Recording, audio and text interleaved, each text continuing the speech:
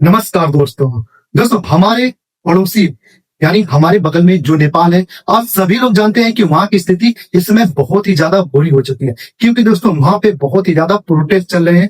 किस चीज को लेकर वीडियो में आपको अंत तक आप टिकेंगे तो मैं बताऊंगा कि किस चीज को लेकर प्रोटेस्ट चला है। आखिर जेन जी उसे बोलते हैं, जो 18 से 25 साल के युवा है, ऐसा क्यों कर रहे हैं कि पूरे नेपाल को आग के हवाले कर दे रहे हैं। चाहे वहां की बिल्डिंगे हो, चाहे वहां की सरकारी दफ्तर हो, चाहे वहां के सरकारी आदमी हो, उन्हें भी पीटा जा रहा है। चाहे वहां का कोई सांसद हो, उन्हें भी पीटा जा रहा है। वहां का कोई ग्राम मुखिया हो, उन्हें भी पीटा जा रहा है। चाहे वहां के प्रधानमंत्री हो, उन्हें भी पीटा जा रहा है। और दोस्तों उसके साथ जितने भी नेताओं के आवास हैं, बिजनेस है, बिल्डिंग्स है, सबको आग के हवाले कर दिया जा रहा है इस समय नेपाल के द्वारा, मतलब नेपाल के युवाओं के द्वारा। ये कहना ज्यादा ठीक पड़ेगा। दोस्तों ये जो घटना है पूरा इंटरनेशनल मीडिया में बहुत ही ज्यादा सुर्खी बन चुकी है। पूरी दुनिया में ऐसा कोई देश नहीं होगा, कोई देश की ऐसी मीडिया नहीं होगी जो इस खबर को, मतलब इस न्यूज को इस समय कवर न कर रही हो। दोस्तों चलिए बात करते हैं कि आखिर ये नेपाल है क्या। हमारे पड़ोसी में तो बहुत सारे देश हैं, जैसे पाकिस्तान है, बांग्लादेश है, श्रीलंका है, चाइना है, अफगानिस्तान है, म्यांमार है, बहुत सारे ऐसे देश हैं। लेकिन दोस्तों सबसे ऊपर बैठा है नेपाल, जो उत्तर प्रदेश से काफी सटा हुआ है। दोस्तों नेपाल का इतिहास बहुत ही ज्यादा क्या है, पुराना है, जितना हिंदुस्तान का इतिहास पुराना है। दोस्तों एक समय पहले जब हिंदुस्तान में मौर्य साम्राज्य हुआ करता था, तब नेपाल में किरात वंश और लिच्छवी वंशों का शासन हुआ करता था, लगभग 300 ईसा पूर्व। लेकिन दोस्तों समय बीतता गया, और दोस्तों समय बीतते बीतते अंग्रेजों ने इंडिया पे गुलाम किया। लेकिन दोस्तों वही जब नेपाल पे गए अंग्रेज, नेपाल को गुलाम बनाने गए, तो नेपाल का युद्ध हो गया अंग्रेजों से, और अंग्रेज जीत नहीं पाए, उनको लौट के वापस आना पड़ा। यानी कहने का मतलब है कि नेपाल कभी भी अंग्रेजों का गुलाम नहीं रहा। लेकिन दोस्तों समय और बीतता गया, तो उसके बाद वहां पे नेपाल में 1850 से लेके 1950 तक राणा शासन, यानी 100 वर्षों तक राणा शासन चला, और उसी के वंश मतलब वहां पे राजा बनते थे। और दोस्तों ये सिलसिला आज भी जारी है, लेकिन वहां पे बनते नहीं है लोग। वहां का शासन आज भी राणा शासन वहां पे है। लेकिन दोस्तों 1950 में जब भारत लोकतांत्रिक देश बना, यानी अंग्रेजों से मुक्ति पा गया, यानी अंग्रेज इंडिया को छोड़ के चले गए, वही नेपाल भी एक लोकतांत्रिक देश बन गया, और राणा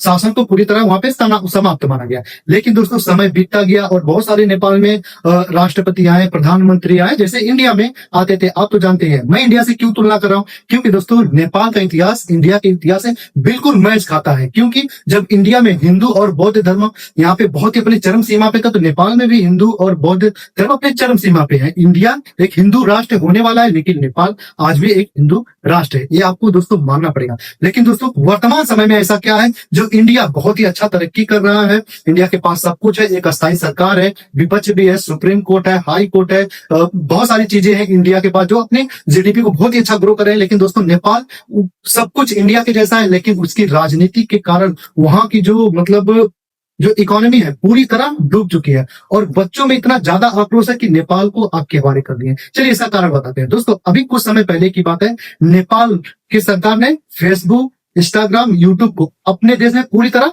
बैन कर दिया। बैन करने का यही कारण था कि दोस्तों नेपाल सरकार का कहना है कि जो फेसबुक है, इंस्टाग्राम है, यूट्यूब है, मतलब वो सरकार के हिसाब से काम नहीं कर रहा है। लेकिन दोस्तों जब ऐसे बैन कर दिया, तो उसके बाद सारी जनता, यानी जेनजी, जिसको जेनजी का मतलब जो 18 से 25 वर्ष के जो युवा है, उन्हें जेनजी बोला जाता है या जेनजेड बोला जाता है। तो ये जो प्रोटेस्ट है उसी का नाम है जेनजी प्रोटेस्ट, यानी 18 से 25 साल के लगभग जो युवा है वो सड़कों पे आ जाते हैं, और नेपाल सरकार को पूरी तरह उखाड़ के फेंकने में अपनी सारी भूमिका झोंक देते हैं। कहने का मतलब है कि दोस्तों नेपाल सरकार ये बोल रही है कि फेसबुक, इंस्टाग्राम और यूट्यूब सरकार के हिसाब से नहीं काम कर रहा है, लेकिन नेपाल के युवाओं का मानना है कि सरकार भ्रष्टाचार छुपाने के लिए, अपनी कमियों को छुपाने के लिए, देश में क्या चल रहा है, देश में कितनी गरीबी है, देश में कितनी हत्याएं हो रही है, कितनी चोरियां हो रही है, देश का कोई सरकारी संपत्ति ऐसे ही बिक जा रही है, उसे मतलब सरकार छुपा रही है, और सोशल मीडिया को बैन कर रही है, ताकि जनता तक ये बातें न पहुंच सके। इसीलिए जो युवा है नेपाल के पूरी तरह आक्रोश में आ गए। और दोस्तों दूसरा फैक्टर ये भी है कि जितने भी युवा लोग होते हैं ना, वो इंस्टाग्राम अच्छे से चलाते हैं, फेसबुक भी चलाते हैं, यूट्यूब भी चलाते हैं। और आपको जान के आश्चर्य होगा कि नेपाल में लगभग करोड़ों युवा इससे पैसे कमाते थे। आपको जानते हैं कि यूट्यूब से भी पैसे मिलता है, फेसबुक से भी पैसे मिलता है, उसके बाद इंस्टाग्राम से भी प्रमोशन से पैसे मिलता है। लेकिन दोस्तों आप जानिए कि एक बार में आप लाखों लोगों की, करोड़ों लोगों की जो मतलब रोजगार है, आप एक बार में खा जाएंगे, तो ये युवा गुस्सा होंगे ना। तो आप समझ सकते हैं ना, ये जो एक तो सरकार युवाओं को नौकरी नहीं दे रही है, ऊपर से भ्रष्टाचार इतना ज्यादा है, ऊपर से युवा जिससे पैसे कमा रहे हैं, या फिर सोशल मीडिया का यूज करके सरकार की नीतियों को देख रहे हैं कि ये अच्छा करिए, बुरा करिए, सरकार उस पर बैन लगाएगी, तो क्या होगा, यही ना होगा। नेपाल नेपाल जल रहा है और नेपाल में आज इतनी बुरी स्थिति हो गई है कि वहां के प्रधानमंत्री इस्तीफा तक दे दिए हैं। वहां के जो सांसद है नहरों में, यानी उनके घरों में आग लगा दी जा रही है, उनके बीवी बच्चे तक उसमें जल जा रहे हैं। उसके बाद जितने भी वहां पे नेता है, चाहे कैबिनेट मंत्रालय की क्यों ना हो, उसको जनता यानी जो युवा है दौड़ा दौड़ा के सड़कों पे कुत्तों की तरह मार रही है। इसका कारण है केवल राजनीति। देखिए, किसी देश का लोकतांत्रिक होना अलग बात है, लेकिन दोस्तों एक चुनी हुई सरकार अगर जो भ्रष्टाचार करती है, युवाओं को नौकरी नहीं देती है या बहुत सारी ऐसी चीजें करती है, तो क्या होता है कि बहुत ही ज्यादा मानसिक इफेक्ट पड़ता है युवाओं के ऊपर। युवा सोचते हैं कि जो सरकार चुनी गई है वो उन्हें अच्छी नौकरी दे, अच्छा व्यवसाय दे, और जो मतलब युवा जो अपने देश के लिए जो बहुत ही अच्छा भागीदारी भी कर सके। लेकिन दोस्तों